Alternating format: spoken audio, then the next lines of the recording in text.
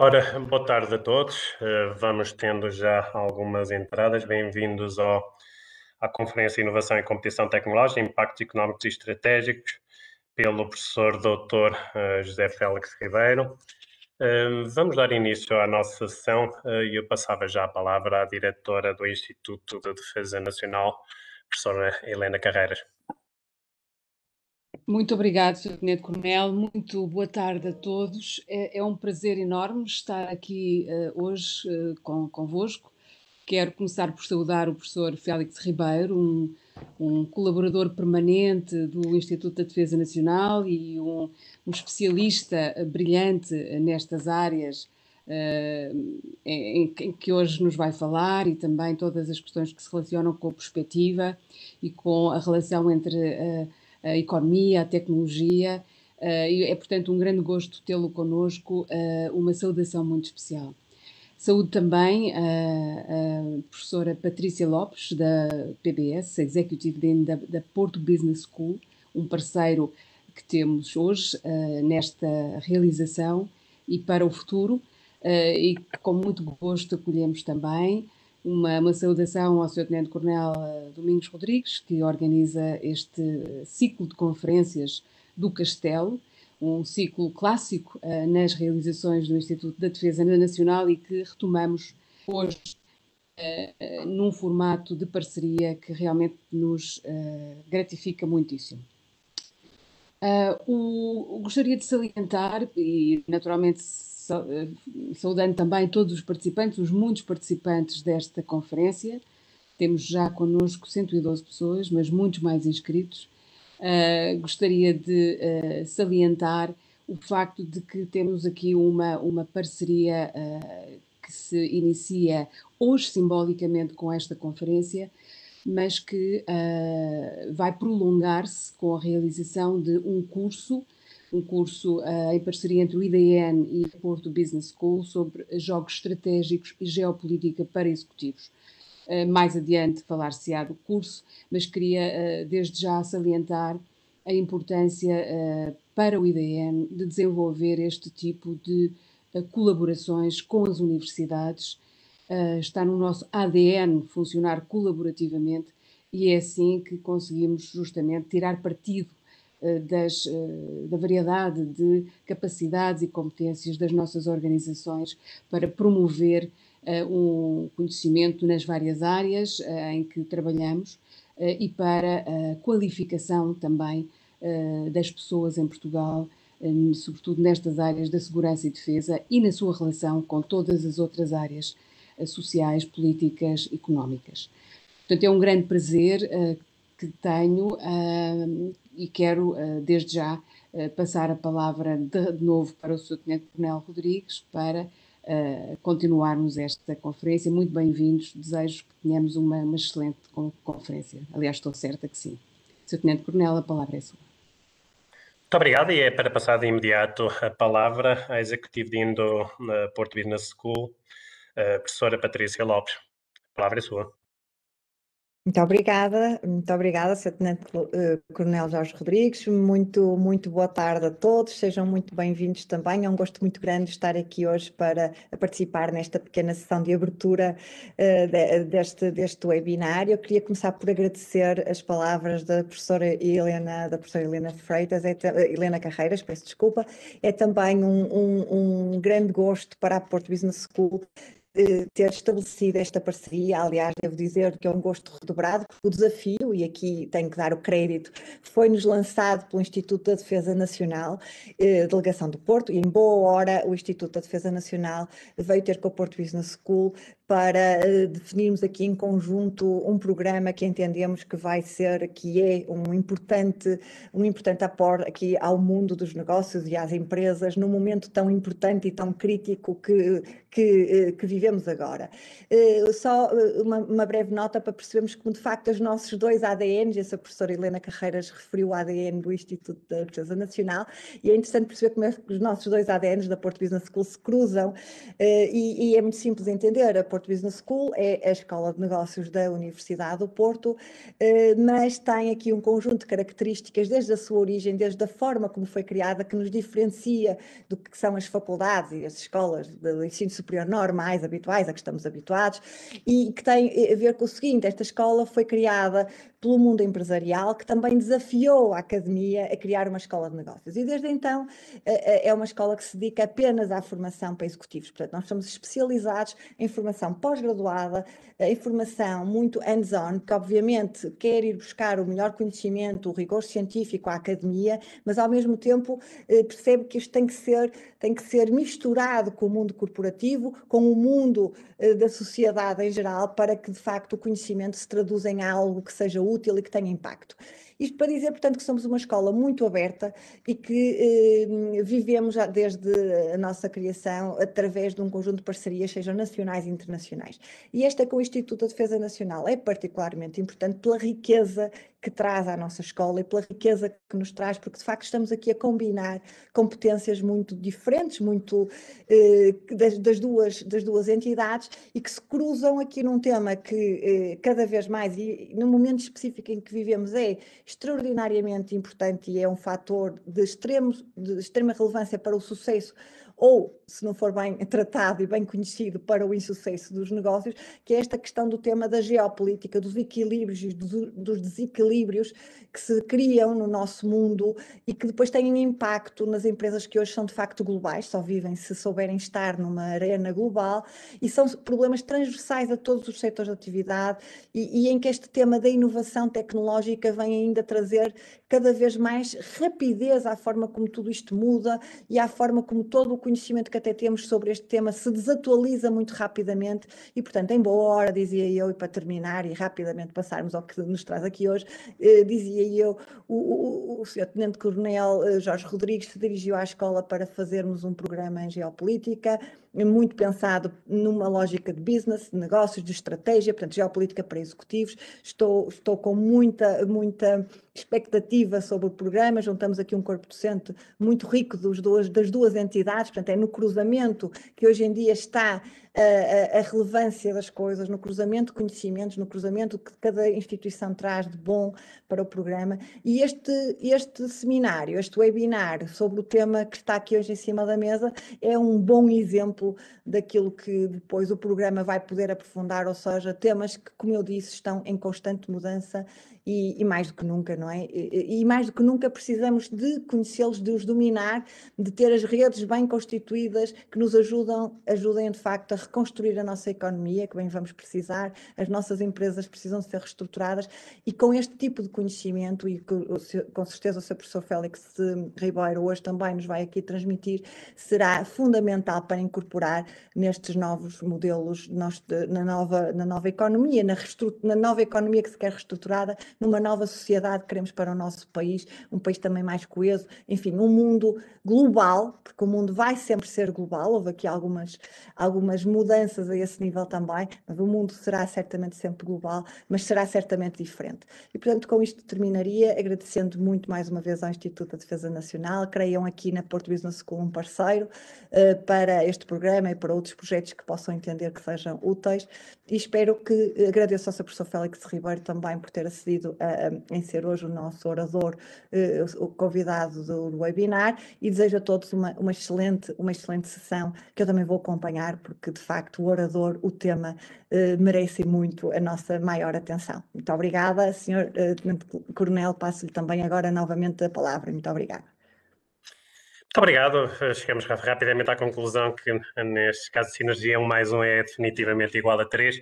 E ainda bem que assim é, os dois mundos juntam-se, aliás, já estavam perfeitamente interligados, e de alguma forma é isso que o programa do curso, organizado pelos coordenadores académicos que estão aqui presentes, pelo menos veja que eu sou o General Freire Nogueira e o professor Zé Pedro Teixeira Fernandes, e o professor José Jorge também já ouvi por aqui, acabaram também a organizar no curso, e portanto será com certeza uma mais-valia.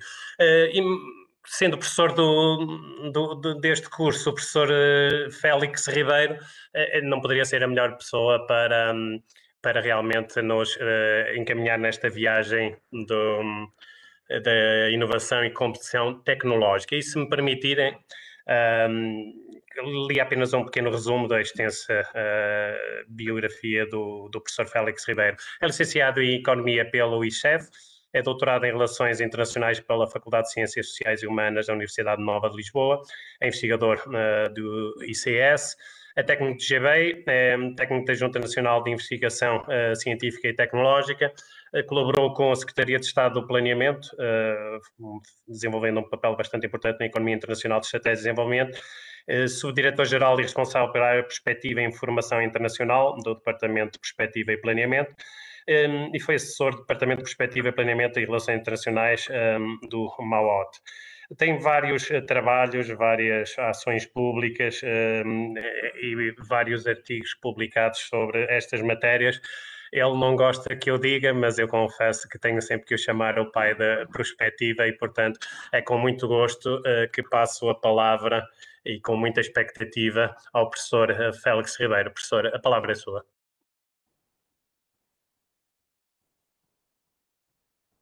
Muito boa tarde. Em primeiro lugar, muito obrigado por este convite e por poder assistir àquilo que é a emergência de uma colaboração entre duas instituições tão respeitáveis no Porto, como são aquelas que acabamos de ouvir, e de ser em torno de uma coisa onde misturamos economia com geopolítica e com estratégia, num sentido de perceber melhor o mundo onde estamos a trabalhar. Eu propus-me fazer, quando o Sr. Tenente-Coronel me falou sobre isto, falar sobre uma questão que é aparentemente um bocado esotérica, mas que é, nós em perspectiva temos sempre interesse em ter algumas coisas onde nos agarremos para perceber ciclos longos. Ciclos longos são períodos onde acontecem uma série de coisas que têm normalmente um padrão semelhante e que se repete. Não se repetem as coisas, repete-se o padrão. E, portanto, quando nós tentamos perceber o padrão de comportamento, isso ajuda-nos no sentido de, nesta altura, o ciclo que está a correr, em que fase é que estará e o que é que pode acontecer a seguir se o padrão que se verificou no passado se mantiver. Um trabalho que fiz durante o ano 2019 para a Fundação Carlos Gulbenkian era exatamente sobre isto. Portanto, tecnologias, geoeconomia e estratégia de 1850 até 2020. Porque, no fundo, é o período que eu tentei trabalhar para mostrar a relação estreita que há numa coisa que normalmente nós não ligamos. Primeiro, as inovações tecnológicas não surgem dispersas. Elas surgem efetivamente em momentos diferentes, mas muitas vezes têm uma coisa que é muito interessante, é que elas não conseguem, a partir de certa altura, viver umas sem as outras. E quando as tecnologias começam a interagir umas com as outras e geram coisas que nós não estávamos à espera, nós estamos perante um ciclo de desenvolvimento longo da economia. E desse ponto de vista, há um autor que para mim foi fundamental nisto, que é o professor Modelski, que já faleceu, que tenta dizer uma coisa muito mais interessante, é que cada ciclo longo de tecnologias e setores de atividade que se tornaram motores, cada um desses ciclos longos é acompanhado pela emergência de uma potência dominante, que é normalmente aquela que primeiro sintetiza o conjunto dessa transformação tecnológica e que é capaz de transformar a geoeconomia e de se preparar em termos estratégicos e militares para surpreender os outros. E desse ponto de vista há uma relação muito estreita entre as potências dominantes ao longo de um período longo, 100 anos ou 150, e aquelas que conseguiram sintetizar estes novos sistemas técnico-económicos. Portanto, eu queria só começar, deixa-me cá ver, é que eu agora... eu tinha sido tão feliz na minha partilha da tela e agora, de repente...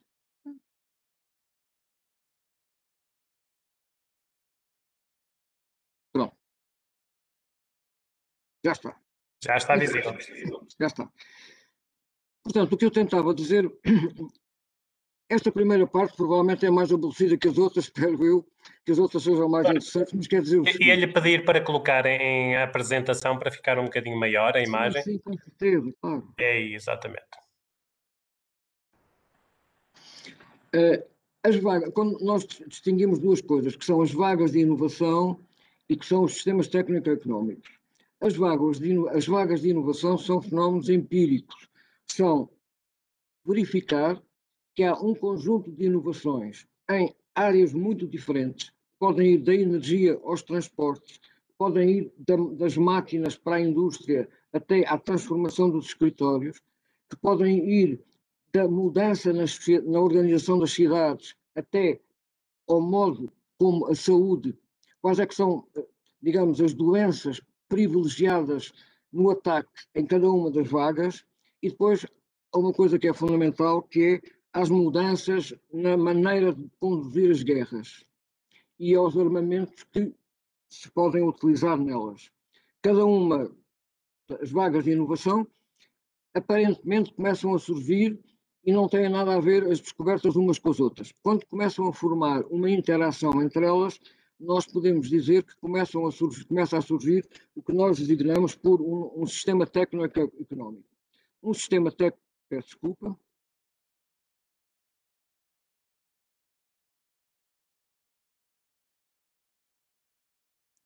Peço só. Ok.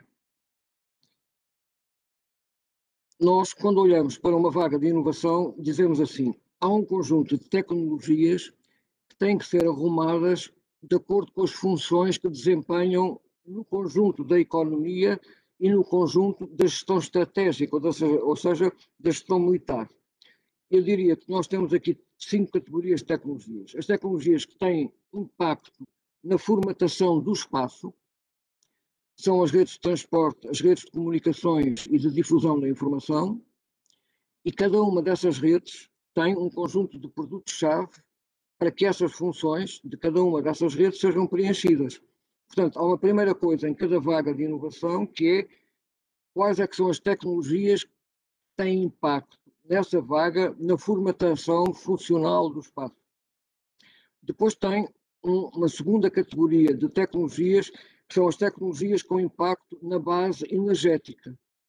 A base energética é aqui entendida pela combinação de duas coisas: as energias primárias que são utilizadas, se é a lenha, se é o carvão, se é o petróleo, se é o gás natural, ou são as renováveis, e as tecnologias de transformação energética. Por exemplo, a refinação de petróleo é uma tecnologia de transformação energética, a produção de eletricidade é uma tecnologia de transformação energética, e desse ponto de vista, estas tecnologias com base, que têm impacto na base energética, são cruciais, porque sobre elas toda a atividade económica e toda a sociedade vai passar a funcionar. E em cada vaga de inovação, essas tecnologias mudam, na totalidade ou em parte. Depois há um terceiro tipo de tecnologias, que são aquelas que nós estamos mais habituados a associar ao progresso, que são aquelas que permitem aumentar a produtividade do trabalho. A produtividade do trabalho nas economias industriais é uma designação completamente descartada, porque não é o trabalho que dá a produtividade, são as máquinas que associam os trabalhadores respectivos é que dão aumento de produtividade. Portanto, a produtividade, e por outro lado, evidentemente, trabalho mais qualificado permite trabalhar com máquinas mais complexas e tirar delas mais partido. Mas, de uma maneira geral, as pessoas gostam de falar da produtividade do trabalho. E depois tem as tecnologias que têm maior impacto na sobrevivência, na saúde e na reprodução humana. São todas as tecnologias que vão desde a alimentação, a combate às doenças e até à intervenção na reprodução humana. E por último, temos tecnologias que permitem alterar a condução da guerra. Portanto, quando eu tenho um conjunto de inovações em várias destas áreas, ou destas áreas tecnológicas, eu começo a ter aquilo que eu posso chamar um sistema tecnoeconómico, que já não é... Peço desculpa, porque é que isto não me dá? Enquanto que as vagas de inovação, como vamos ver, são fenómenos empíricos, os sistemas técnico-económicos são conceitos que procuram juntar as várias características das vagas para dizer como é que esse conjunto de vagas alteram por completo a economia de cada país, as relações económicas internacionais, a competição entre potências e o risco de haver guerras entre potências e a forma como essas guerras vão ser conduzidas, que são sempre de maneiras diferentes em cada sistema técnico-económico. E desse ponto de vista, podemos dizer que o sistema técnico-económico é um conceito. E desse ponto, e percebemos que, para tornar mais simples, que não haja muitos. Eu estava aqui a tentar, aliás, melhorar, dizendo que cada sistema técnico-económico realiza um conjunto de alterações na geoeconomia mundial, quer pelas alterações na distribuição geográfica das fontes de energia e das matérias-primas fundamentais para cada sistema, quer na organização das grandes massas continentais e do modo como as grandes massas continentais comunicam através dos oceanos, ou através do espaço, ou através do ar, não é? No caso da aviação. E, por outro lado, cada sistema técnico-económico altera a relação de força estratégica e geopolítica entre potências. O que nós estamos hoje a viver, e é a imagem que eu vos quero transmitir logo de início, é que nós estamos a sair de um sistema técnico-económico que foi dominante durante toda a Guerra Fria, ou seja, que vai desde 1945 até 2000, para um outro sistema que começa, ou seja, que vem à superfície em 2000 e que vai prolongar-se durante uma série de tempo. Já vamos ver qual é que é a proposta de tempo que eu dou a cada um destes sistemas. E, naturalmente, se eu estou a sair de um determinado sistema e entrar noutro, a potência que dominou ou organizou mais claramente o sistema anterior pode vir a encontrar-se neste novo sistema que está a surgir com um competidor à sua altura.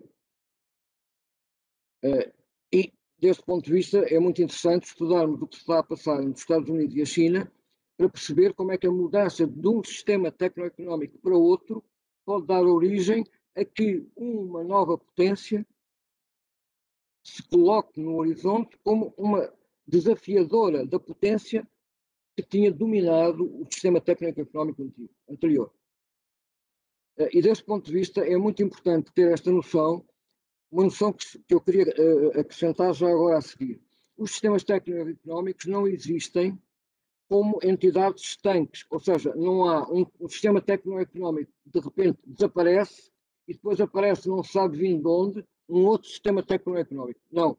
Há um processo evolucionário através do qual cada sistema técnico-económico passa por 3 grandes fases. Desculpem esta primeira parte que é muito aborrecida. Cada sistema novo, imaginemos o que nós estamos a ver. Nós vimos a internet. A internet nasceu no fim da Guerra Fria. A internet nasceu dentro da Guerra Fria para resolver um problema central da competição estratégica entre os Estados Unidos e a União Soviética, que era muito simples, do ponto de vista americano.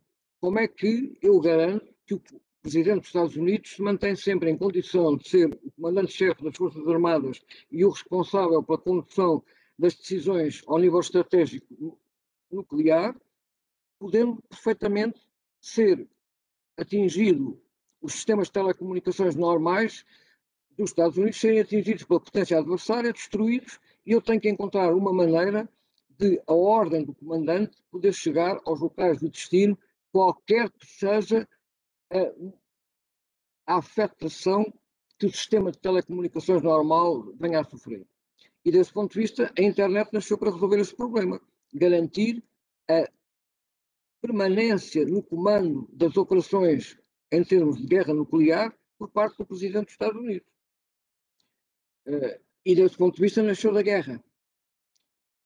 E depois, quando o Presidente Clinton, já no pós-Guerra Fria, decidiu civilizar a internet, ou seja, devolver a internet ao mercado e permitir que atores privados passassem a gerir a rede da internet, que até aí era uma rede que unia o Pentágono e as universidades americanas, basicamente, e mais algumas entidades, isso foi transferido para a atividade privada, formaram-se 4 grandes entidades que geriam essa rede quando existia, nessa altura, e desse ponto de vista percebemos que quando nasceu a internet, nasceu uma coisa diferente.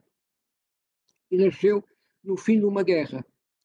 Porque nem todas as guerras são iguais. Por exemplo, nós estamos uma guerra, como a guerra do Vietnã, que foi uma guerra que consumiu muitas vidas e consumiu muita despesa aos Estados Unidos, mas não foi uma guerra hegemónica. Foi uma guerra para o controle do Sueste Asiático por parte dos Estados Unidos, que não queriam que o Sueste Asiático fosse controlado nem pela China, nem pela União Soviética. Mas isso é... Agora, a Primeira Guerra Mundial, a Segunda Guerra Mundial e a Guerra Fria são guerras são guerras pelo controle hegemónico, ou seja, pela obtenção de uma capacidade superior a todas as outras potências de organizar a parte geoeconómica e a parte estratégica. E, portanto, guerras que são, ou seja, conflitos de natureza hegemónica, são conflitos que acontecem espaçados no tempo, não podem ser todos a seguir porque, enfim, as sociedades ficavam esgotadas. E tem uma coisa que é muito importante, é que com muita frequência cada guerra hegemónica começa com umas armas, fica paralisada à meia porque não há maneiras de ter um resultado, surge uma nova família de armas com que acaba por fazer-se o desenlace final dessas guerras hegemónicas. E quando as novas coisas que nascem para resolver, digamos assim, os nós que impediam a clarificação do vencedor, essas inovações tecnológicas, quando acaba a guerra, são normalmente, uma parte delas, partilhadas para a inovação civil. E desse ponto de vista, por isso é que as guerras hegemónicas têm sempre contributos sobre... Mas, como eu ia dizer, cada sistema tecno-económico começa por nascer dentro do tempo em que o outro anterior ainda é dominante. E nasce, muitas vezes, para responder a problemas que o sistema anterior já não estava a ser capaz de resolver ou a oportunidades que a ciência estava a gerar e que o sistema anterior já não era capaz nem sequer de identificar nem de processar. E, portanto, o que é novo nasce dentro do tempo do que é velho, na parte final de um determinado sistema. Depois, o que acontece é uma crise em que normalmente o sistema anterior tem uma dificuldade grande e o sistema novo ganha uma nova força para surgir. E depois, quando o sistema novo se torna dominante, as coisas do sistema anterior não desaparecem. Passam a não ser as que organizam o progresso técnico.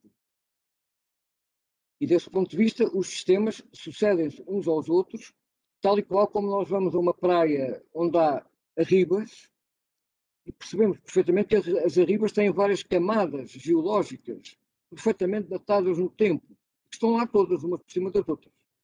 E desse ponto de vista, o que eu estava a tentar dizer é que cada sistema nasce dentro do anterior, depois tem uma fase onde, normalmente, uma crise financeira ajuda a clarificar o terreno e o novo emerge para transformar toda a sociedade e a economia. Até que, passado um certo número de anos, aparece um novo sistema que nasce a partir de princípios científicos ou tecnológicos diferentes e que vai fazer o seu percurso. Quando um determinado sistema técnico-económico atinge a sua maturidade e se torna dominante, ele tem uma consequência muito importante também, é que pega nos objetos que foram característicos do sistema anterior, renova-os com a nova tecnologia e põe-nos a andar. Hoje, 40% do valor de um automóvel é eletrónica, não é motor de combustão interna. E essa introdução da eletrónica é tipicamente uma atuação de um sistema sobre objetos de um sistema anterior. Os TGVs são uma forma de meter a eletrónica e a computação em comboios. E, portanto, eu estou a dizer, este processo, que é para trás, é muito importante. E acontece normalmente quando um determinado sistema está na maturidade. Agora, deixem-me só ir acender a luz, porque nós aqui fechamos a luz às 6h30. Portanto, eu sei que eu não vejo bem aqui.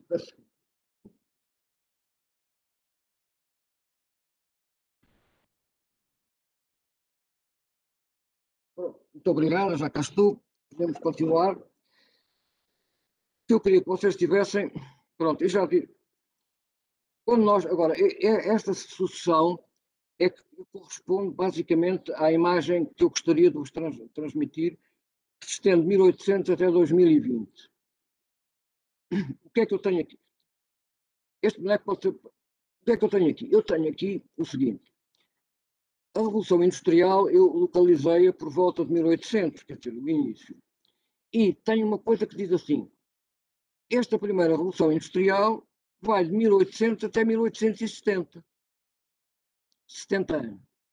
Mas depois, eu tenho aqui uma outra coisa cá em baixo que diz, em 1850, começa um novo ciclo, um novo sistema técnico e económico, que agora é castanho, já não é vermelho, mas que, coitadinho, teve ali um período de nascença entre 1850 e 1870, 20 anos, até que pudesse emergir como dominante, que é o que nós chamamos o segundo sistema técnico-económico. Começa em 1850. 70 anos depois, chega a 1920. Portanto, e quando chega a 1920, ele começa a desaparecer. E, entretanto, nos últimos 20 anos, entre 1900 e 1920, nasce um azulinho que há de ser o terceiro sistema técnico económico, que vai na prática de 1900 até 1970. E este azul estava muito contente, não é? Estava muito satisfeito da vida, e em 1950 nasce um novo sistema técnico-económico, amarelinho, que só consegue chegar, digamos assim, à sua, digamos, à sua maioridade mais tarde. Nós temos aqui, que agora aqui não se vê, deixa-me ver onde é que eu venho aqui.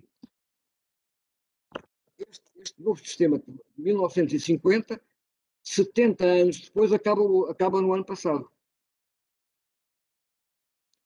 E começa em 2000. Vocês não veem aqui, porque peço desculpa, o 2000 está. O 2000, isto é erro meu, o 2000 está aqui. Não sei se vocês estão a ver uma coisa que eu estou a pôr agora aqui a seta. O 2000 está aqui e nasceu um outro, que é aquele que está a desenvolver-se agora. E que, se tudo correr bem, vai ter 2070. Portanto, na prática, 70 anos correspondem ao seguinte: 20 anos iniciais, quando o sistema ainda está dentro do anterior, 30 anos de plenitude e depois 20 anos finais, onde ele já está a coabitar com tecnologias que vão ser do futuro sistema, mas que aparecem misturadas com ele. E isso chama-nos a atenção para que, num determinado momento, por exemplo, quando nós olhamos agora, nós estamos a olhar para um sistema que diz assim: o automóvel autónomo. O automóvel autónomo, nós já vamos ver mais a seguir, os automóveis nasceram aqui no sistema azul, neste terceiro sistema técnico-económico. O automóvel já vem daqui. O automóvel autónomo é uma transformação de um objeto que nasceu aqui e que, nesta fase, foi todo injetado de eletrónica e que agora vai ser injetado com mais eletrónica, no sentido de se tornar autónomo na condução, independente de quem lá esteja. Eu digo assim, isso é coisa muito interessante para observar. Mas se eu olhar para os drones que vieram, digamos, os primeiros drones militares foram ensaiados no Vietnã e depois os americanos, muito mais tarde, mais recentemente, transformaram os drones numa fase muito importante, já a seguir à Guerra Fria, onde eles tinham que combater piratas e talibãs. E, portanto, os drones são verdadeiramente pertença deste sistema o automóvel autónomo é uma transformação que este sistema está a fazer num objeto que já nos acompanha desde aqui. E não sei se estão a ver a diferença. Quer dizer, os drones estão a nascer, ou seja, vamos ver provavelmente a seguir coisas que a Airbus está a pensar fazer com drones para transportar passageiros nas cidades. Pronto, mas eu estava a tentar dizer, esta ideia deste processo evolucionário é um ponto que eu acho que é muito importante termos em conta e que nos dá uma periodicidade. Outros autores, porque eu não sou autor de coisa nenhuma, mas eu estou a dizer, há autores que dizem que não são 70, são 80 anos, são 100 anos. Pronto, eu tenho trabalhado sempre com estes 70 anos e quero ver convosco até que ponto é que isto faz sentido. O que eu tenho aqui a seguir é um conjunto de 4 sistemas técnico-económicos. O primeiro, 1790 a 1850, eu lá atrás pus 1800, mas aqui mais rigorosamente pus 1790, que é na prática a revolução, o que nós chamamos de Revolução Industrial, a primeira Revolução Industrial. Tudo o que está aqui a vermelho são os objetos e as atividades que foram dominantes neste sistema. Eu não vou estar a dar em pormenor, porque depois vou-me concentrar nestes 2 últimos. Este primeiro tem assim, introdução da máquina de vapor para transporte nas minas e início das redes ferroviárias nacionais com uma aplicação limitada da máquina a vapor nas fábricas. Depois tem criação de redes telegráficas nacionais. Estão a ver como é transporte, comunicações e depois carvão como fonte de energia primária, com novos processos de mineração do carvão. Depois tem novas técnicas de produção de ferro de melhor qualidade e introdução do coque metalúrgico. Desenvolvimento da mecânica para produção em larga escala de peças que pela primeira vez vão ser todas feitas com precisão, por forma a que elas possam, em que tenham interoperabilidade, ou seja, em que eu posso replicar o mesmo objeto, seja, por exemplo, mais tarde o automóvel, e o automóvel sai sempre com as mesmas peças, que são rigorosamente iguais em qualquer automóvel que saia de um determinado modelo. E a capacidade de definir as peças de forma interoperável e com dimensões rigorosamente permanentes é um avanço extraordinário que começou aqui, em coisas mais simples. Depois temos a mecanização e a extensão de produção de algodão nas colónias. Porque o têxtil é uma coisa que vem aqui também. O têxtil é uma coisa que tem muita importância nesta primeira revolução industrial. E, portanto, o que estamos a dizer é que o têxtil assentou na produção de algodão, primeiro nas colónias britânicas, nas Américas, com a escravatura. Mas depois deu origem também à mecanização da produção de algodão. E começou a haver, nas cidades, uma melhoria das condições de salubridade e à difusão de novos hábitos e novos produtos para a higiene pessoal. É o nascimento do sabão, digamos assim. Mas eu não vou estar a falar agora disto que é muito antigo. E, portanto, depois tenho o que é que caracteriza o percurso, o segundo sistema, 1850 a 1920, tem aqui todas as coisas, e só iria olhar convosco para estes 2 sistemas. O sistema que vai de 1900 a 1970 e o sistema que vai de 1950 até 2020, para percebermos, para reconhecermos o que é que estamos a falar e para percebermos que transformações económicas e estratégicas é que cada um destes sistemas envolveu. Portanto, vou passar à frente. Vou passar agora à frente. Portanto, exemplificação com o terceiro e com o quarto sistema técnico-económico. Portanto, o terceiro sistema técnico-económico assenta o motor de combustão interna, a gasolina e diesel, o automóvel, o caminhão, o trator e as máquinas de obras públicas e de máquinas de mineração. Tudo isto são máquinas fundamentais deste sistema.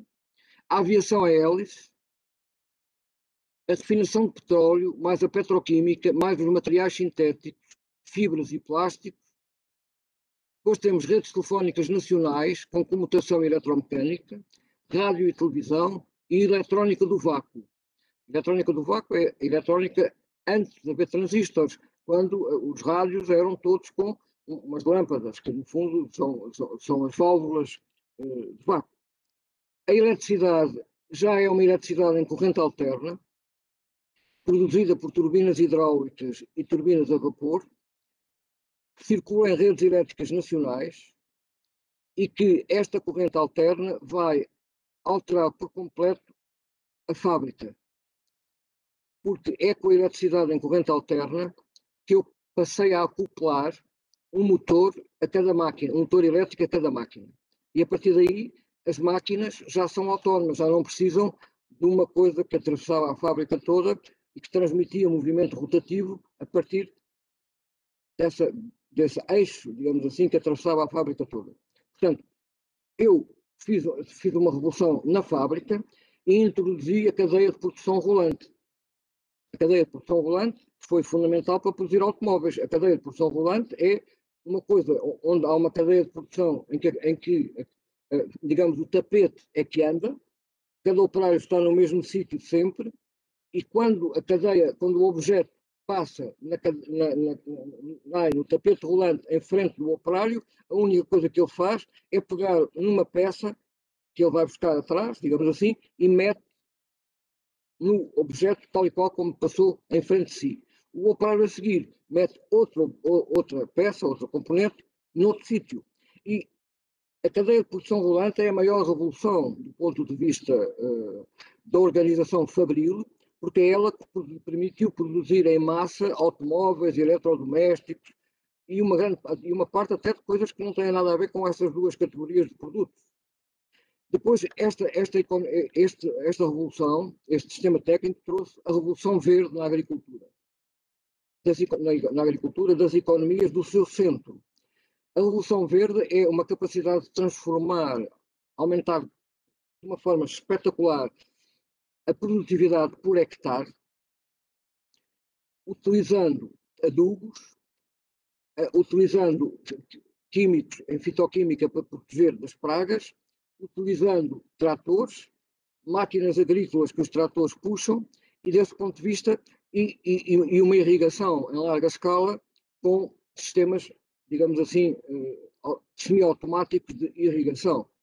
Esta revolução verde fez aumentar de uma forma espetacular a produtividade da terra e a produtividade do trabalho, porque, digamos, o trabalho na agricultura percebe perfeitamente o trabalho desta revolução verde são as pessoas que estão sentadas em cima dos tratores, porque todas as outras pessoas já não estão lá metidas na terra, estão antes a fazer a inovação nos adubos, nos fitossanitários, a desenvolver novas máquinas de produção agrícola melhores, etc. Já não estão a trabalhar na agricultura, estão a trabalhar em outros setores para que a agricultura tenha este aumento de produtividade. Digamos, o sistema onde nascem os antibióticos para combater as doenças infecciosas. No sistema anterior tinham aparecido as vacinas.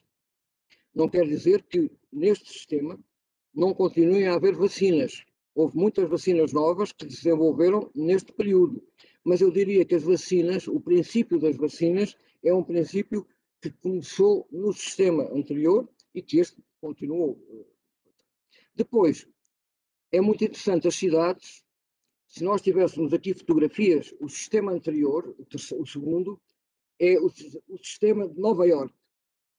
É o sistema de cidades em altura, com os arranha-céus, em cidades completamente congestionadas, mas de enorme valor, por forma a que o terreno em Nova Iorque, ou o terreno em muitas das cidades americanas da costa leste, era tão caro que a única maneira de ser rentável era pôr edifícios com 50 andares em cima, não é?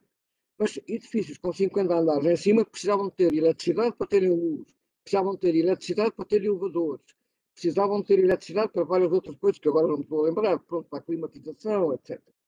E ao mesmo tempo as cidades precisavam ter metropolitanos, que já tinham no sistema anterior e que aqui foi utilizado também. Mas estas cidades, além de metros, são invadidas por automóveis.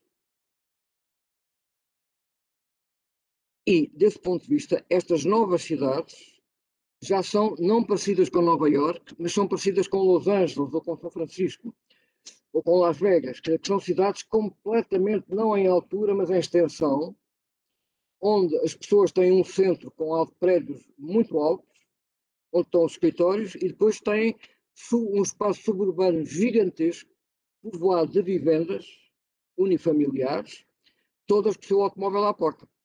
E onde essas famílias, para se irem abastecer, não vão à mercearia do bairro, vão ao supermercado. E, portanto, isto só para explicar que cada sistema transforma como dizer, a cidade. E depois queria mostrar uma coisa que é muito interessante. Quando este sistema nasceu, ele nasceu, portanto, a liderança deste sistema integral, ou seja, é dos Estados Unidos. Quando eu digo integral, ou seja, os Estados Unidos esteve na origem da maior parte das inovações, não é dos avanços científicos, é das inovações que tornaram possível este sistema técnico-económico. A Alemanha foi parcial, a Alemanha não teve a capacidade toda, por exemplo, de trabalhar o petróleo, nem de perto nem de longe. A Alemanha não teve tanto papel na transformação da agricultura, nem de perto nem de longe. O Reino Unido também foi parcial, a França, a Suécia parcial e o Japão parcial.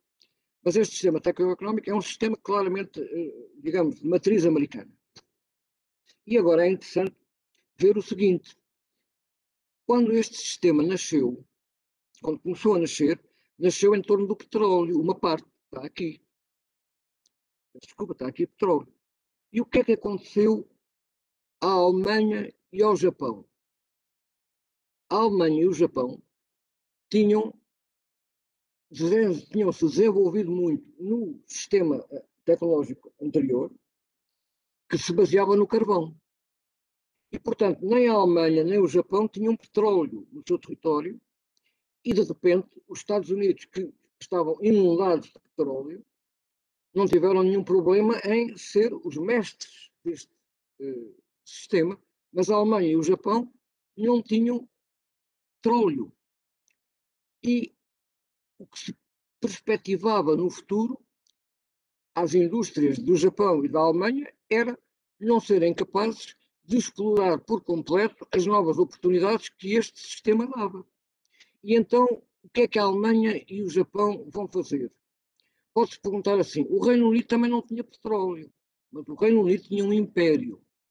Esse império relacionava o Reino Unido com a Índia e passava pelo canal Suez, e o Reino Unido teve o cuidado de tomar conta, não do território, mas do controle político do Irão e depois do que seria mais tarde o Iraque, no sentido de que as empresas inglesas foram explorar petróleo, as empresas inglesas e Calouste Gulbenkian foram explorar petróleo para esta zona do mundo, que é o Golfo Pérsico.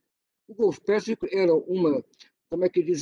era uma estação de serviço do Império Britânico, quando ele vinha do Reino Unido para a Índia. E, portanto, o Reino Unido não tinha petróleo no seu território, mas tinha um petróleo no Golfo Pérsico.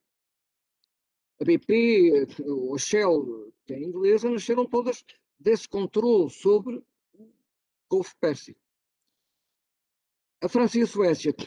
A Suécia é uma maravilha porque a Suécia não precisou do petróleo para a eletricidade, porque tinha muita hidroeletricidade, e, portanto, a Suécia vai desenvolver-se muito rapidamente a partir só mais da eletricidade. E vai fazer como a Alemanha, vai ser capaz de fazer automóveis, mas o petróleo ela não o tinha. E também não tinha império. O que é que aconteceu à Alemanha e ao Japão? É para percebermos a diferença, o que eu estava a tentar dizer. Que eu chamei, parênteses, a transição para o terceiro sistema técnico-económico, a Guerra Mundial. Foi uma guerra em que a Alemanha se industrializaram em torno do segundo sistema, assente em termos energéticos no carvão e na hidroeletricidade, não tinham acesso em territórios sob seu domínio a reservas de petróleo, a matéria-prima energética fundamental neste terceiro sistema. E o que é que lhes vai acontecer? Eles vão travar guerras para chegarem a sítios onde houvesse petróleo, cujo território elas pudessem conquistar para passarem a ter petróleo sob o seu controle, mas vão travar essas guerras quando as armas com que essas guerras são travadas já são guerras deste terceiro sistema técnico-económico. Já é o tanque de guerra. O tanque de guerra surge no fim da Primeira Guerra Mundial e entra em larga força, em completo. Quem fala do tanque de guerra fala de uma coisa que é alimentada a petróleo. Os aviões que tinham sido iniciado a sua intervenção na guerra para funções de observação na Primeira Guerra Mundial vão entrar em força como plataformas de combate. Todas elas a precisar de petróleo, não é? Os navios que combateram nos oceanos, os navios tinham sido convertidos precocemente pelo Reino Unido de carvão para petróleo, porque é muito mais prático ter navios que funcionem a petróleo, que é um líquido que se armazena, do que a carvão, que é preciso ter pessoas que estão permanentemente a buscar carvão, aos pedregulhos de carvão, de um sítio para o outro, etc. Portanto, foi o Reino Unido que, antes da Primeira Guerra Mundial, decidiu converter toda a sua marinha de carvão para petróleo.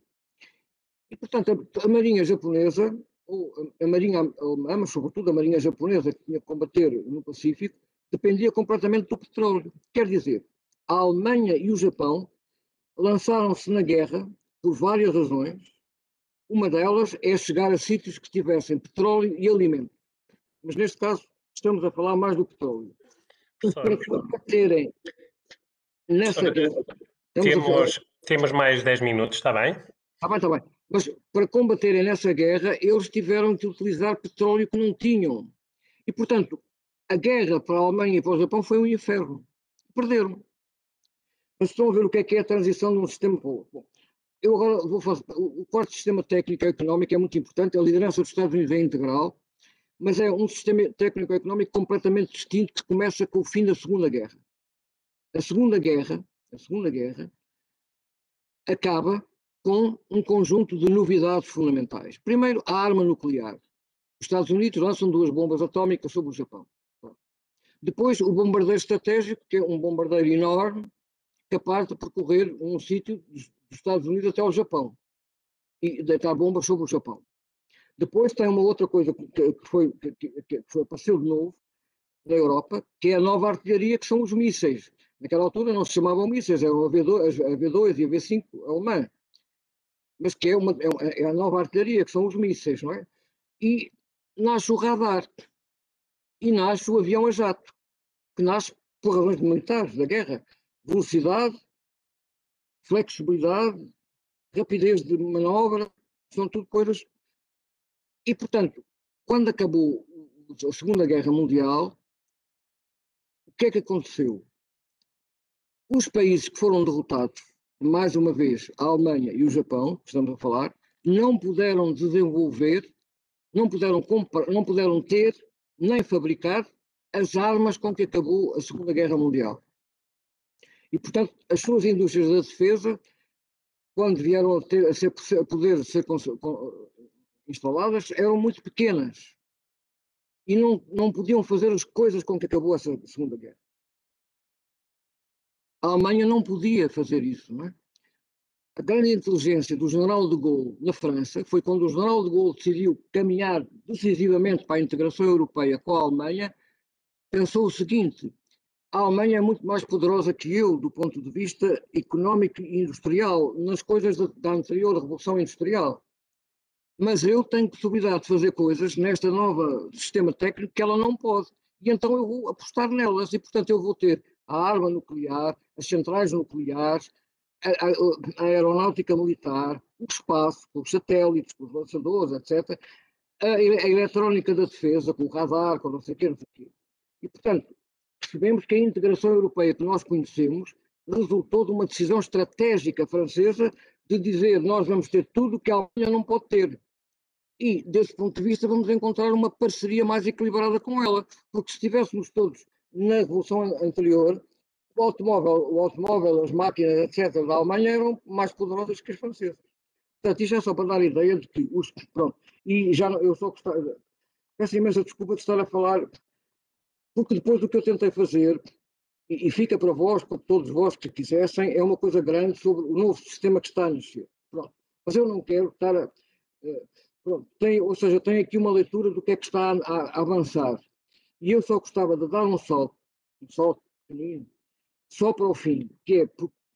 Nota, vocês têm isso tudo aqui porque eu fiz o possível por fazer uma coisa que fosse útil para vocês, para as pessoas, porque não, tem aqui muitas coisas. E é claro que isto é só para a gente ver os aviões do futuro, não é? Quer dizer, isto são os aviões que a Airbus tem como conceito para funcionar em hidrogênio. Porque, como vocês sabem, os aviões do futuro não podem queimar querosene, portanto, não podem queimar derivados de petróleo, portanto, vão queimar hidrogênio. Mas uma parte do que está a fazer hoje a Airbus e a Boeing é tentar descaminhar para aviões elétricos. E é depois muito engraçado, já passo, que é ver aqui uma coisa que é, em termos de transporte urbano, isso são drones para mercadorias, e depois isso são drones concebidos pela Airbus para transportar pessoas. São uma espécie, não é bem táxis, porque eles levam, sim, são táxis aéreos, coisas para andar nas cidades. Portanto, isto faz parte do novo sistema técnico-económico. Não sei se estou a ser claro o que estou a tentar dizer. Pronto. Agora, mas eu queria tem aqui muitas coisas que. Os robôs, por exemplo, há uma diferença muito grande entre os robôs. Por exemplo, os japoneses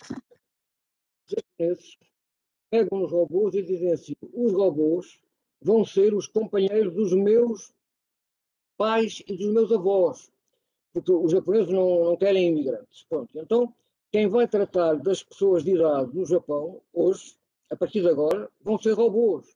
E esses robôs têm que ser parecidos com as pessoas. E têm até que ser feitos de um material mais. Portanto, vocês veem, isto é um robô desenhado pela Honda. A Honda é um construtor de automóveis. Quando lançou os seus primeiros robôs, a Toyota disse, provavelmente daqui a algumas décadas, nós não seremos conhecidos por ser construtores de automóveis, mas sim construtores de robôs para as famílias. Isto é o Japão. Robôs parecidos com as pessoas. Pronto. Mas eu queria falar, não interessa, isto é outros robôs americanos que são preparados para a guerra, não interessa. Pronto, isto tem aqui muitas. Eu tentei pôr aqui para nós podermos ver, tudo bem, para vocês verem que a gente tem aqui coisas que podemos fazer com utilidade. Mas eu queria agora ver uma coisa convosco que é.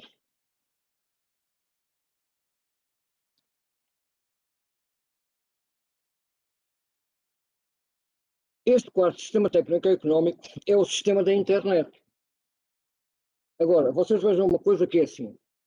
A internet, hoje, é onde nós estamos todos pendurados. Nós não éramos capazes de funcionar hoje se não tivéssemos a internet. Ora, a internet é uma rede global altamente vulnerável a ataques que nós já percebemos que são os ataques da ciberguerra, que é o ataque de software. Mas há um tipo de armas que são fundamentais para o futuro. Nós também estamos habituados, no sistema técnico-económico anterior, tínhamos as armas de destruição maciça, as armas nucleares para destruir tudo. O que nos aparece como dominante neste novo sistema técnico-económico, que está a sobrepor-se ao anterior, continua a haver armas nucleares, este sobrepõe-se, e estas armas de paralisação total são as armas nucleares que explodem a 1 km de altura e que emitem um conjunto de radiações que neutraliza por completo os sistemas elétricos e eletrónicos de uma área extensíssima sobre a qual elas explodem. E, portanto, estas armas de paralisação total destinam-se a paralisar as sociedades, utilizando a dependência que as sociedades hoje têm da internet e do ciberespaço. Portanto, é uma arma nova. Depois tem aqui as armas de micro. Eu costumo brincar para que nós percebamos a diferença entre o sistema que está a nascer e o anterior, é que o sistema anterior tem fogão elétrico ou o fogão a gás, mas o fogão atual, o micro-ondas, é um fogão que não queima nada. Precisa da eletricidade, que em algum sítio queimou alguma coisa. Mas, ouçam, o micro-ondas é a coisa mais próxima que nós temos do que é este quinto sistema técnico-económico, que é um sistema que não vive, que não precisa de viver, de queimar coisas. Porque aquilo que ele utiliza são a energia das micro-ondas. As micro-ondas foi uma coisa para as telecomunicações, quer dizer. Bom, mas eu estava a tentar dizer, a outra coisa que é muito importante nesse sistema técnico-económico são os mísseis de hipervelocidade. Hipervelocidade é andar a 5 vezes a velocidade do som e poder manobrar em voo o míssil por forma que o radar seja completamente inútil, porque quando o radar identifica que este míssil está a vir, ele já veio e já está a deitar o alvo. E, portanto, anteriormente, no sistema anterior, tínhamos uma coisa que é as plataformas, os aviões, que são invisíveis ao radar. Mas este sistema técnico-económico introduz os mísseis de hipervelocidade que cegam, não é cegam, é o radar que a gente estamos habituados não serve para nada, porque, e portanto, a hipervelocidade é uma coisa nova deste sistema. Depois, uma terceira coisa muito importante é o espaço exterior passa a ser um sítio para pôr armas. Porque vocês sabem, na Guerra do Golfo, toda a Guerra do Golfo foi comandada a partir do espaço exterior dos satélites. E desse ponto de vista, o espaço exterior já estava militarizado, mas não havia armas no espaço, havia satélites. O que nós estamos a entrar é num período onde vai haver armas no espaço que disparam sobre a Terra. E quando disparam sobre a Terra não precisam de explosivos, porque o explosivo é uma coisa muito primitiva. Os explosivos habituais, químicos, que é arrebentar, ponto, explode, parte tudo. O explosivo nuclear parte tudo e ainda mais.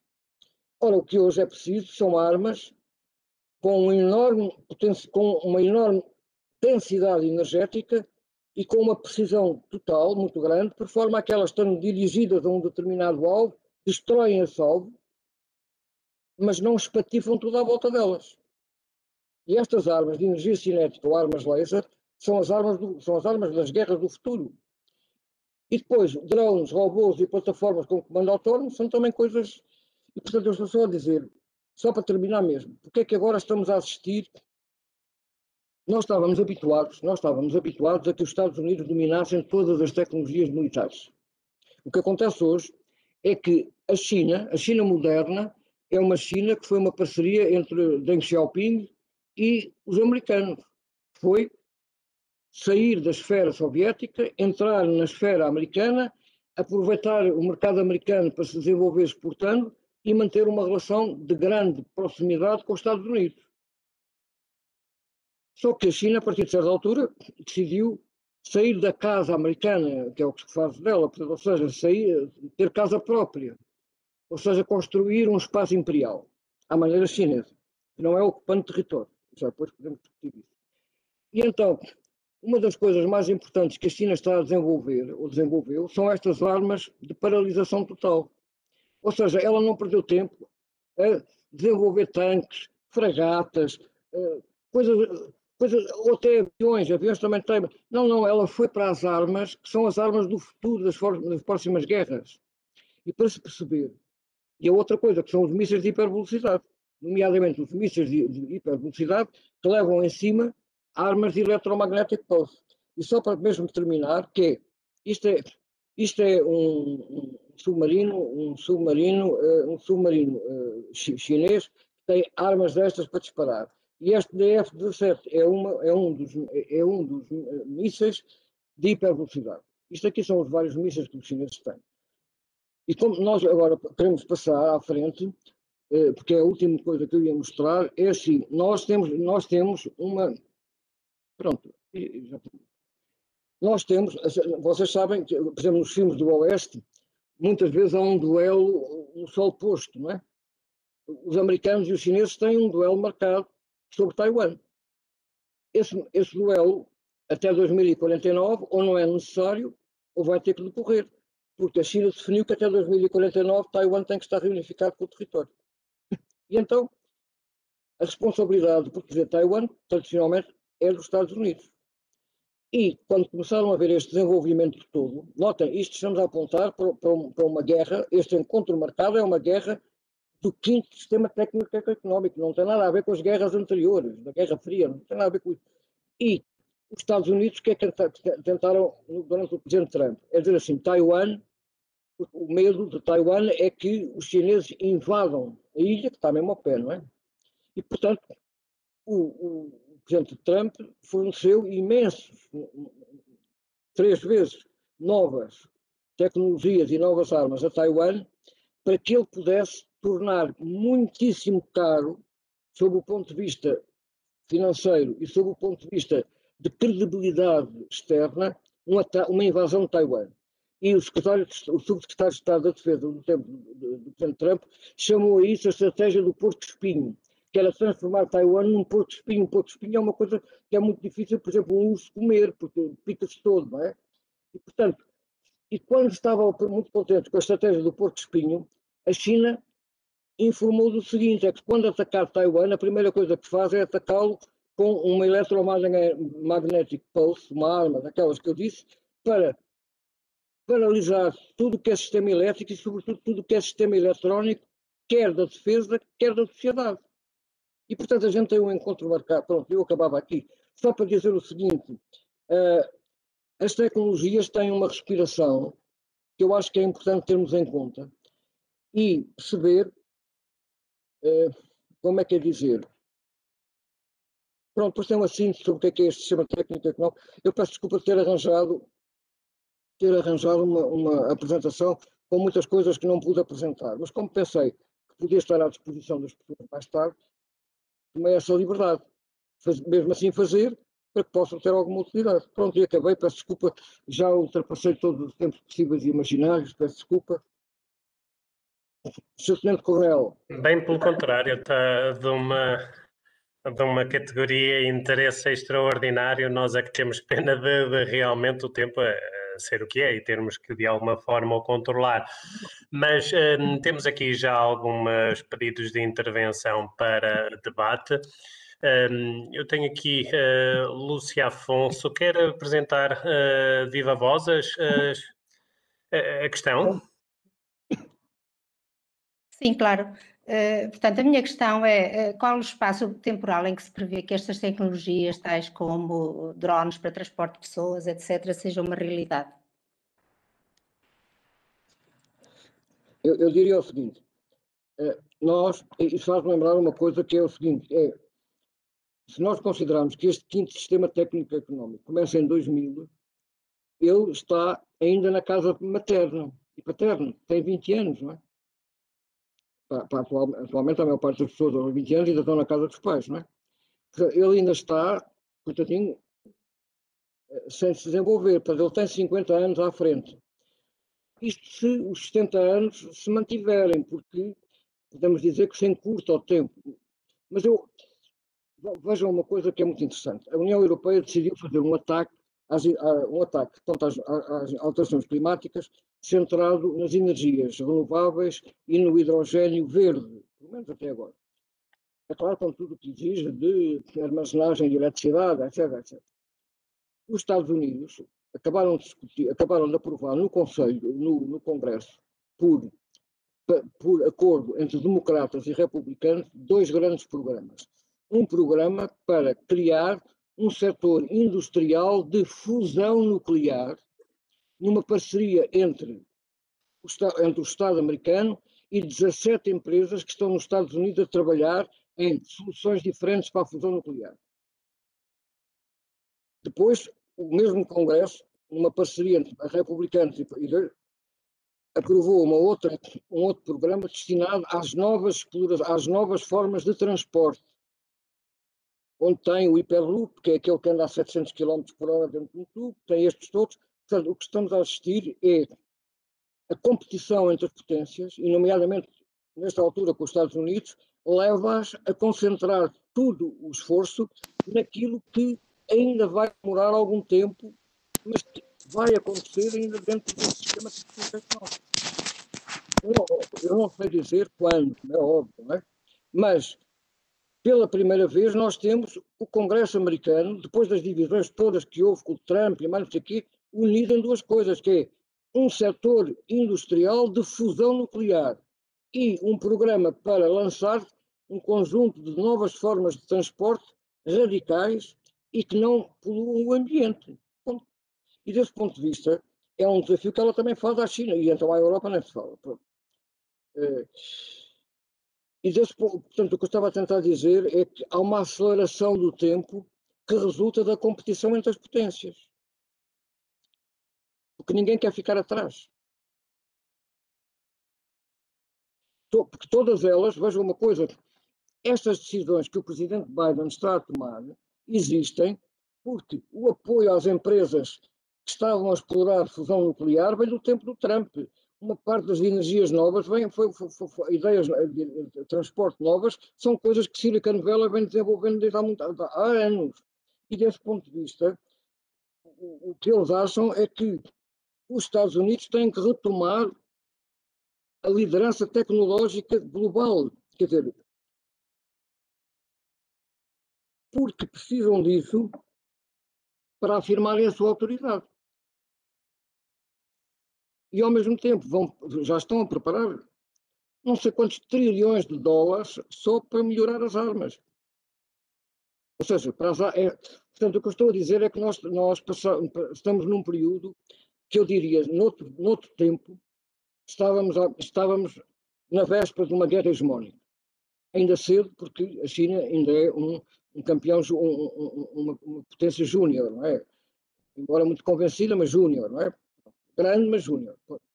E, felizmente, que todas estas potências, a China, a Índia, a Rússia, os Estados Unidos, são potências nucleares, porque como são potências nucleares, não podem entrar em guerra umas com as outras nas formas tradicionais. Vocês vejam que, imaginem que eu, por exemplo, estava num determinado país e dizia assim, eu quero paralisar completamente o Ocidente. Então, como é que você quer fazer isso? Eu vou fazer isso de uma forma muito simples. Vou arranjar um vírus. Eu não estou a dizer que isto é como nos filmes. É aquela frase que diz assim, os acontecimentos narrados neste filme não têm contrapartida na realidade. Mas se eu dissesse, eu vou arranjar um vírus que não é muito mortal, mas o medo que provoca paralisa tudo e é muito transportável através da globalização, eu tinha uma arma poderosíssima para paralisar os países todos. É claro que ninguém fez isto, mas pode haver um filme que a gente vá ver sobre isto. Porque hoje paralisar o mundo inteiro, paralisar nomeadamente o Ocidente inteiro e paralisar a Índia, não é? Com um vírus é uma coisa absolutamente extraordinária, quer dizer, é uma coisa extraordinária, é uma coisa... Porque todas as guerras no futuro que comecem não vão começar com um ataque de destruição maciça. Por a simples razão que toda a gente já sabe como é que pronto, eu estou só a tentar dizer, eu também não sei como é que as guerras do futuro se vão desenvolver. Não sei, pronto. Mas o que eu estou a dizer é que este sistema técnico-económico vai trazer novas formas de guerra. E vai desenvolver muitas das coisas que estávamos a ver. Mais rapidamente do que se pode pensar. É claro que, notem, vamos ver. É como tudo, não é? Primeiro, vamos lá ver, como é que foi com os automóveis? Primeiro começaram os ricos a ter automóveis e a fazer corridas de automóvel uns com os outros. Não é? Depois passou um bocadinho, não para os muito ricos, mas para também aqueles que já eram ricos. Demorou um tempo até que o automóvel estivesse completamente popularizado, demoraram décadas. Não é? Portanto, neste caso, e entretanto estamos a ver uma outra coisa, este novo sistema técnico e económico retomou a conquista do espaço. Não é? Vejam esta coisa extraordinária, quer dizer, a ida a Marte. Os Emirados Árabes Unidos, que são a potência mais sofisticada e mais moderna do Golfo Pérsico, decidiram ter um programa espacial, cuja direção entregaram uma senhora engenheira, num país muçulmano, a dirigir o programa espacial. E a senhora engenheira, diretora do programa espacial dos Emirados, convidou só engenheiras senhoras, que conceberam o veículo com o qual os Emirados entraram na corrida para colocar um veículo em Marte. E a quem é que os Emirados Árabes Unidos foram pedir para lançar essa sua cápsula? Ao Japão. E foi um foguetão japonês, lançado numa base no Japão, que levou o míssil dos Emirados para Marte. Ouçam, isso é uma coisa maravilhosa, quer dizer, as pessoas estão sempre a dizer mal da humanidade, acho isso uma coisa vergonhosa. A humanidade é uma coisa absolutamente extraordinária, porque os Emirados Árabes Unidos terem posto um programa espacial dirigido por mulheres para porem um veículo no espaço. E depois foram ter com os japoneses, e os japoneses disseram assim: vocês não se preocupem com o petróleo nem com o gás natural. Ninguém vos vai tirar o petróleo e o gás natural. E devem ter dito os Emirados: então, mas os verdes não vão proibir que a gente utilize no futuro o gás natural e o petróleo. E os japoneses disseram assim: venham conversar connosco que a gente resolve o problema. Então, mas como é que vocês vão resolver o problema? Venham lá ver como é que a gente faz no Japão. E então os Emirados Árabes Unidos vieram e disseram assim: nós vamos transformar em exportadores de hidrogênio. Hidrogênio obtido a partir de gás natural. Que vamos aprender com os japoneses. E, portanto, os Emirados Árabes Unidos vão ser exportadores de hidrogênio e vão colocar um veículo em Marte. E, portanto, eu acho que este mundo é um mundo maravilhoso. Quer dizer, maravilhoso, eu estou a dizer. Maravilhoso no sentido em que as oportunidades se alargam de uma forma enorme a quem tem ambição. O problema central que nós deparamos é que só triunfa neste mundo quem tem a ambição. Isso é para as pessoas, para as empresas e para os países. Porque há muita gente a querer competir. Pronto, peço desculpa. Ora, essa, professor, eu ia-lhe só pedir que colocasse a sua câmara um pouco mais para baixo, senão não consegui. Exatamente, agradeço imenso. Temos aqui várias intervenções, já antecipo que vai ser bastante difícil conseguir dar a palavra a todos. E eu começaria pela ordem que aqui tenho, e peço desculpa se eventualmente houver alguma falha. Passava a palavra a Yolanda Pinto, que pedia para ser sucinta, por favor.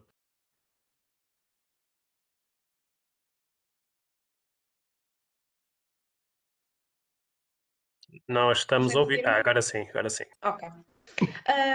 A minha questão prende-se com as armas de impulso eletromagnético e de hipervelocidade que estão a ser desenvolvidas pela China. A minha questão é relativamente simples.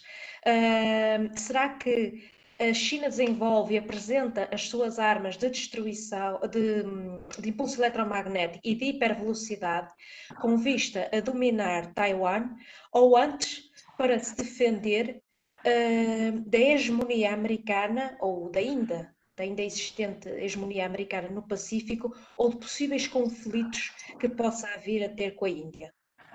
Porque a China, se de facto quiser reintegrar Taiwan até 2049, poderá não necessitar de fazer uso das ditas armas, mas apenas sufocar a economia de Taiwan e com isso criar um tal descontentamento popular que a hipótese da reunificação pode mesmo ser até pacífica e até de acordo da população.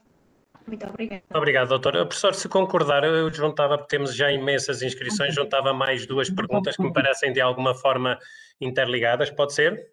Pode, por amor de Deus. Pronto, obrigado, doutora Yolanda. E então lia uma do professor Falcão e Cunha, que é o impacto do desenvolvimento dos drones autónomos e aviões nas perspectivas de projeto de novas linhas ferroviárias de alta velocidade e do novo aeroporto de Lisboa. Ele questiona a sua opinião. E de António Raimundo, o fuel de todas as novas tecnologias são as nanotecnologias, em particular os chips abaixo dos chips, isso deverá ser chips, abaixo dos 3 nanómetros.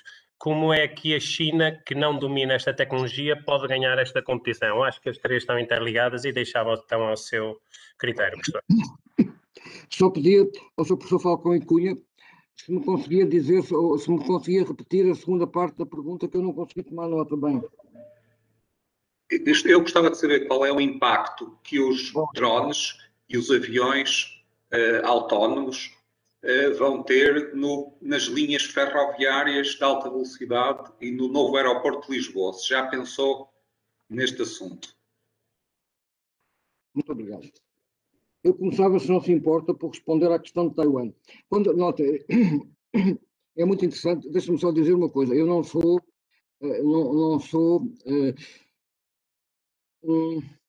como é que é dizer? Não sou um anti-chinês, ou seja, em 1994, quando nós começámos no DPP a fazer observação internacional, foi pela China que nós começámos em 94 e todos os 2 anos, todos os 3 anos, passávamos outra vez para a China para ver as diferenças de alteração. E, portanto, a China realizou a maior transformação na idade contemporânea da economia e da sociedade no mundo. Pronto, mas isso está assente. E foi sob a direção do Partido Comunista Chinês, liderado por um homem absolutamente, eu costumava dizer, mas agora não vou estar a dizer isso, pronto.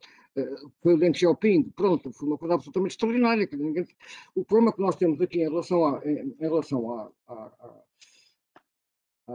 aos Estados Unidos e à China é que nós estamos perante um caso típico de competição entre duas potências, uma das quais foi hegemónica durante um período que ainda é, e outra que nasce e que disputa aos Estados Unidos uma coisa que é fundamental, que é a Ásia.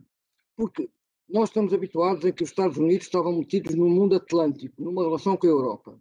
Mas o período todo da globalização, 1980 até 2020, os Estados Unidos, a sua relação privilegiada foi com a Ásia-Pacífico.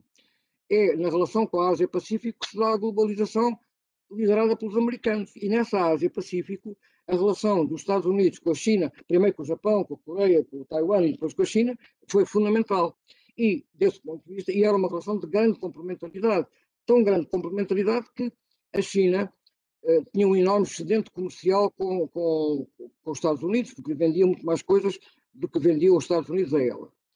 Só que recebia dólares. Como, aliás, tudo no Pacífico, tudo em dólares. E então, o que é que acontecia à China? Tinha um milheiro cheio de dólares. E durante décadas, uma parte desse milheiro em dólares era utilizado pela China para comprar títulos do Tesouro americano. E os títulos do Tesouro americano comprados pelo Banco Central Chinês eram uma das bases da emissão monetária chinesa. E, portanto, com este grau de intimidade, a relação entre os Estados Unidos e a China era uma relação de complementaridade. O que me parece importante é que, a partir de certa altura, e eu acho que vamos localizar isso por volta, começa logo em 2008, a crise atinge muito a China passa a ter muito mais dificuldades com os excedentes e decide que é a altura de começar a utilizar os seus dólares, não só para comprar títulos do Tesouro, mas para comprar coisas que fossem da sua própria utilidade. E em 2013 lança o projeto da Rota da Seda, para construir pronto, aquilo que está visto, que está conhecido. Pronto. Desse ponto de vista, a China, neste momento, a China, na prática, diz o seguinte: eu, China, quero ser o centro da Ásia do século XXI. Os americanos não pertencem à Ásia. E, portanto, notem que já na década de 30 os japoneses apareceram aos asiáticos com o mesmo discurso, a Ásia para os asiáticos. Portanto, há um discurso novo da parte da China, quer dizer assim, eu vou liderar a Ásia e para isso tenho que expulsar os americanos. Expulsar, quer dizer, pô-los à margem. E, naturalmente, eu para fazer isso tenho que ter armas, porque os americanos são hoje a potência dominante. E, portanto, na prática, nós estamos perante uma competição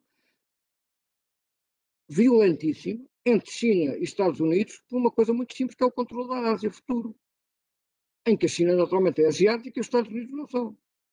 Só que a Ásia que hoje conhecemos, a Ásia-Pacífico que hoje conhecemos, se tem algum crescimento, deveu exclusivamente à relação com os Estados Unidos, porque a Europa durante muito tempo foi protecionista em relação à Ásia. Portanto, há aqui um desfazer de um relacionamento na Ásia que depois leva a China a confrontar-se com outro problema, é que a Índia é o outro gigante. E como a China tem problemas de fronteira e diversos problemas de proximidade com a Índia, que não tem com os Estados Unidos, excetuar o Taiwan, a Índia é outro problema para a China. E, portanto, eu compreendo perfeitamente que a China tem que se armar até aos dentes. Eu não estou nada, quer dizer, sempre expliquei isso às pessoas. É compreensível que faça isso. Muito bem. O que me parece mais interessante na China é a inteligência, que é a capacidade de perceber que as armas em que ela tem que apostar mais são as armas que vão ser marcantes no século XXI. Ao passo que uma parte das Forças Armadas americanas continua a pensar nos porta-aviões. Foi aquilo com que ganharam a guerra anterior. E desse ponto de vista, a inteligência foi da China. Agora, também tem que compreender uma coisa. Os americanos não andam a dormir, quer dizer, pronto, os americanos não são dados, primeiro não gostam de ser derrotados e depois têm uma capacidade de reação muito grande. E, portanto, o que eu estou a dizer é que nós estamos em plena fase de tensão gigantesca, só para vocês perceberem o que é que está em causa com o Covid-19. Uma instituição de virologia americana fez um contrato, um memorando de entendimento com o Centro de Virologia do Wuhan para haver uma partilha de investigação em que os chineses tinham uma especialidade, que eram os vírus dos morcegos. Porque os chineses, há uma senhora que é major-general das Forças Armadas Chinesas, que é conhecida na China pela, não é pela Betu, em vez de ser Batman, é Batwoman, que é a senhora dos morcegos. E, portanto, o que eu estou a tentar dizer é que as relações entre os Estados Unidos e a China estão muito mal. A China também não está tão bem como a China, mas agora isso obrigava-nos a uma outra conversa. Portanto, eu estou inteiramente de acordo com o que disse, que a China tem todo o direito de ser má da maneira que quiser e que não precisa de invadir a China, de invadir Taiwan. Precisa de fazer um checkmate, quer dizer, que é uma coisa, como estava a dizer, que é um ataque de Electronic Magnetic Pulse sem aviso. O grande problema que está hoje é que enquanto que nós na arma nuclear temos uma noção das regras de escalada, com as armas de paralisação total, como estas, eu não percebo como é que vai ser feita a escalada. Quando a China fizer um ataque desse a Taiwan, o que é que vão fazer os Estados Unidos? Pode estar a descansada, que não vão estar a dormir. Porque há 3 anos, o Comando Central dos Estados Unidos, de todo o arsenal nuclear americano, que está, se não me engano, no Colorado, foi todo ele reformulado para resistir ao ataque das armas de Electromagnetic Pulse. E, portanto, não estou a dizer, ou seja, porque quem está no topo e quem está na frente não pode perder, não pode deixar de estar com muita atenção ao que se passa. Está tudo isso na frente. Agora, eu acho que vai acabar tudo em bem, mas eu estou a dizer, esta fase é um período muito tenso. Pronto, primeira coisa. Se o professor Falcão não imagina o gosto que eu tenho não saber responder muito bem uma pergunta. Quer dizer, eu acho, eu era mais modesto. Eu acho que bastava a gente olhar para transporte marítimo de curta distância e para pensar no novo rodoviário. No novo rodoviário que vai ser com células de combustível e que vai ser provavelmente com caminhões autónomos, para se perceber que o comboio é uma forma do passado, dos anteriores sistemas técnico-económicos. A resposta deste sistema técnico-económico ao transporte ferroviário chama-se Hyperloop, que é uma bala, onde estão pessoas, não é? Metida num tubo, onde ele circula com um motor linear. Um motor elétrico linear é chave neste novo sistema técnico. Já o maglev tinha este motor linear, elétrico linear, e o Hyperloop também o tem, que anda a 700, 800 km a hora dentro de um tubo em vácuo, não é? Isso acho que é o sistema de transporte ferroviário deste sistema técnico. É claro que como a Europa já encheu todo o seu território de TGVs, agora há entidades, a começar pela Airbus, que representa o Hyperloop na Europa, na França e na Europa, e uns holandeses que estão interessados no Hyperloop. Agora há um grande problema, que agora vão construir ao lado dos TGVs todas as coisas que são do Hyperloop. Pronto. E desse ponto de vista, o que eu estava a dizer, os drones vão ser uma coisa fundamental no futuro do transporte metropolitano. E se nós estamos a preparar um programa, por exemplo, para 2030, nós devemos ter em linha de conta que em 2030 essas coisas muito provavelmente já estão a começar a aparecer. E quando começarem a aparecer, as cidades vão se distinguir, umas que têm essas coisas e outras que não têm essas coisas. Mas nós, quer dizer, e portanto a questão do aeroporto, vamos lá ver, é muito interessante porque, aliás, recebi uma coisa, recebi da FEUP, uns colegas da FEUP que tiveram a generosidade de mandar 2 textos formidáveis, holandeses, sobre o futuro da aviação civil, no horizonte 2035. E, portanto, os aviões vão ser completamente diferentes, como vimos, e os aeroportos também. Têm que ter aqueles aviões. E, desse ponto de vista, nós devíamos ter cautela no aeroporto que vamos pensar. Cautela, quando eu digo cautela, estou a dizer, notem, nós no DPP, quando nos pediram para dar um conselho, desculpem estar a falar do PPD, já não existe, portanto não estou a falar de nada. Quando nos pediram para dar uma opinião sobre o aeroporto da OTA, a gente diz, a OTA nem pensar nisso, tem que vir para o sul, do Tejo, e quando houver, tem que se preparar para que os aviões que vão vir aqui a seguir a estes, que são um charuto, vão ser diferentes. Porque já era óbvio, que já começava a ver, porque, notem, o avião que nós conhecemos, que é o charuto com 2 asas, estabilizou-se em 1930, porque até então não era assim, um charuto de alumínio com 2 asas, não é? Hoje o que está a perceber-se é que essa configuração de avião vai ser ultrapassada, mesmo para transporte de passageiros, embora não... E, portanto, estes desenhos todos da Airbus, da Boeing, por exemplo, ainda são muito parecidos com o charuto, não é? Naqueles que vimos. São conceitos, não são ainda projetos em desenvolvimento, na maior parte dos casos, penso eu. Mas, portanto, qualquer aeroporto que seja planeado agora e que entre em funcionamento daqui a 15 anos ou 10 anos, tem que estar preparado para este tipo de aviões. Não sei, se eu não sou capaz de dizer mais nada. Agora que este quinto sistema técnico muda, nós estamos a apostar, nós estamos a fazer as coisas que não fizemos nos últimos 20 anos, que é um aeroporto que andou de um lado para o outro que não faz, é o TGV para Madrid, temos um monte de coisas que têm 20 anos de existência conceptual, estão todas na coisa para serem feitas fora do roteiro. Mas essas coisas já são uma grande parte delas fora de moda. Quando eu digo fora de moda, estou a dizer, já não vão ser o centro de gravidade das funções a que têm que responder. E, portanto, muito obrigado. Notem, numa universidade na engenharia, quer dizer, na FEUP tudo isso é percebido e compreendido, etc. Mas numa faculdade de economia, uma das características é que nunca há uma lição de tecnologia. Os economistas não sabem nada de tecnologia. Eu também não sabia, mas eu tenho 73 anos, portanto tenho a obrigação de já ter estudado alguma coisa depois. Mas o que eu estou a tentar dizer é que era muito interessante juntar tecnologia, geopolítica e é muito importante para o futuro.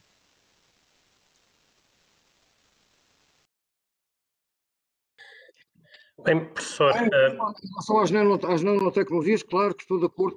Eu tentei passar o Covid-19 levou a um crescimento brutal da utilização de computadores, de tablets, de smartphones, etc. E houve uma procura gigantesca de semicondutores. E neste momento há uma crise de fornecimento de semicondutores. E eu lembro de uma coisa muito interessante que tem o Bill Gates há pouco tempo, que chamou a atenção para que nós, com o Covid-19, vamos entrar na segunda fase da microeletrónica, que já não vai ser uma microeletrónica assente no silício. E, portanto, os materiais, provavelmente pode ser uma coisa num derivado de carbono, porque uma das coisas mais interessantes em relação à energia é, quando me vêm a falar das energias renováveis, eu digo assim, isso é bom para a eletricidade, é uma coisa muito boa, todos devemos gostar, são verdes, etc. Mas normalmente o que acontece é quando eu tenho um novo sistema técnico, eu pego naquilo que eu chamo um combustível fóssil, mas que se chama hidrocarboneto, eu pego num hidrocarboneto e tiro-lhe, separo o hidrogênio e o carbono e utilizo para cada coisa diferentes. E, portanto, o que os japoneses estão a fazer é isso mesmo. Propuseram à Arábia Saudita e aos Emirados eu vou-vos ajudar com a tecnologia que estou a experimentar na Austrália, que é transformar carvão em hidrogênio, ao mesmo tempo que tenho uma coisa gigantesca de hidrogênio verde noutro sítio, para experimentar as duas coisas na Austrália. Eu vou tentar utilizar o gás natural para extrair dele hidrogênio e carvão em estado sólido, sem emitir CO2 nem um grama. Porque se não fizermos isto, pronto, eu estou a tentar dizer, provavelmente as nanotecnologias também são úteis aqui, eu acredito, com certeza. Mas estava só a chamar a atenção deste aspecto, quer dizer, normalmente é um erro chamar aos hidrocarbonetos combustíveis fósseis. Combustíveis fósseis é a maneira como nós os começamos a utilizar, que é queimando-os. Porque nós queimamos tudo para produzir energia. Queimamos a lenha. Quando deixámos de queimar a lenha e começámos a queimar carvão, o que é que nós fizemos com as árvores? Transformámos-las em papel, através de um processo químico. É muito mais interessante elas estarem a ser transformadas em papel do que estarem a ser queimadas.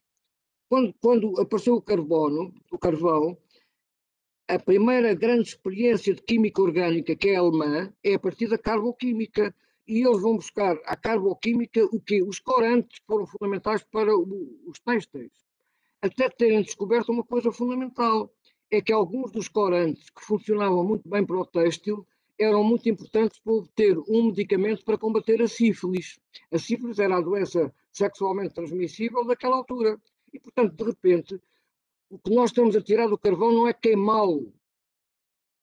E, portanto, enquanto não aprendermos que é um erro chamar aos hidrocarbonetos combustíveis fósseis, combustíveis é só a maneira primitiva que nós utilizamos. Mas todos nós embarcamos nessa conversa dos combustíveis fósseis. Peço desculpa estar a fazer propaganda de uma coisa que eu acho que é muito importante, que vai ser decisiva, que é como é que nós em 2050 vamos obter a neutralidade carbónica. Peço desculpa. Pronto. Já respondi. Já, professor, e olha, tenho imensa pena, realmente o tempo é imperioso, infelizmente temos que chegar ao final, estamos a entrar numa hora perigosa que é a hora do jantar Muito obrigado. Isto já vai longo, foi incrível, foi uma extraordinária viagem que eu diria multidisciplinar, porque o professor consegue de um parente fazer uma conferência, é extraordinário como consegue fazer isso. E depois tem outro dom, que é transformar o complicado em simples. Isso não está ao alcance de todos, está ao alcance do professor e mais alguns eleitos, e é um privilégio poder contar consigo, seja aqui nas nossas conferências, seja também no curso para o qual este webinar também se lança. E, portanto, acabamos por conseguir verificar basicamente isso, que é a importância e reflexo de sistemas, setores de defesa, de segurança, mesmo económicos, o impacto que tem nas organizações, o impacto que tem nas diversas entidades, sejam elas privadas, sejam elas empresas, sejam elas organizações públicas. As vagas, a forma como navegou e nos explicou as 5 vagas e sistemas técnico foram realmente de uma clarividência que nos permitiu agora perceber como surgimos, de onde vimos neste campo e obviamente, para onde poderemos ir. Achei curioso também, e agradeço a todos os que participaram no debate, realmente uma certa direção para algo de atualidade que nos preocupa, e esta nossa ligação à China e às novas tecnologias e a forma como de alguma o caminho que nós procuramos conhecer, que realmente esteve muito patente na fase de debate. Agradeço a todos também pelo contributo que deram e, se me permitem, em jeito de encerramento, queria agradecer à professora Patrícia Lopes, Executive Dean da Porto Business School, da Escola de Negócios da Universidade do Porto, nesta nossa parceria que não é velha, mas que tem muito futuro pela frente. Muito obrigado, Sr. Professor. Muito obrigada muito obrigada a todos. Cumprimentar também a diretora do Instituto de Defesa Nacional, a professora Helena Carreiras, e a dinâmica que o Instituto tem e que abrange também aqui o Porto, mas não só, naturalmente o Instituto é muito mais do que as organizações aqui no Porto, e aconselho todos a acompanharem quem não conhece as atividades diárias que o IDN produz. Muito obrigado. Sr. Temporal, deixa-me só dizer uma coisa. Diga. Eu existo porque tive uma instituição. Porque nós não podemos existir fora de instituições. Se não houvesse o Departamento de Perspectiva e Planeamento durante 15 anos, eu não era nada. Porque nunca tinha tido possibilidade de estudar coisa nenhuma. Porque nós estudávamos estas coisas no intervalo, porque normalmente os governantes do planeamento nunca nos falavam connosco. Só falavam connosco quando era preciso definir planos para gastar os fundos estruturais. E, portanto, a gente tinha tempo do resto do tempo e utilizávamos para estudar estas coisas. Mas eu estou a dizer, mas enquanto não extinguiram o DPP, não descansaram. Eu tenho dúvidas que não fosse ninguém, pelo contrário, uma mente destas de alguma forma haveria de ser, mas acredito sim, eu acredito que as instituições dão aquele enquadramento e o corpo que é necessário. Antes de encerrar, propunha só que não deixassem de ver mais informação sobre o curso de Geoestratégia e Geopolítica para executivos, que é basicamente isso, a ligação das duas áreas de conhecimento, e estudar os impactos e perspectivar as tendências e a forma como isso pode atuar sobre as nossas estratégias de futuro, e deixar bem claro que através desse mail que eu distribuí, podem solicitar a apresentação que o Sr. Professor teve a amabilidade de facultar a todos. E visto que atualmente não pode ser de forma presencial, o que muito nos custa, propunha que encerrássemos com uma salva de palmas virtual de agradecimento à extraordinária preleção que agora assistimos. Muito obrigado. É muito engraçado ver